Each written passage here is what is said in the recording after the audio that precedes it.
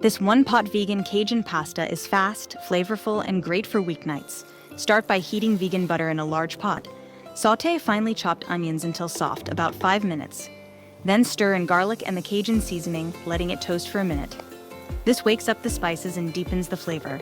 Add vegetable base paste and water, stirring to combine. If you don't have vegetable paste, use 4 cups of veggie broth instead.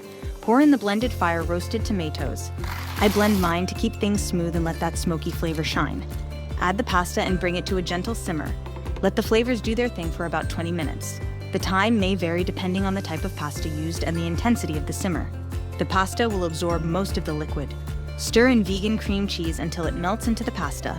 Adjust the seasoning if needed. Garnish with chopped parsley and serve it up. Pair it with crusty garlic bread or a simple salad for the perfect meal.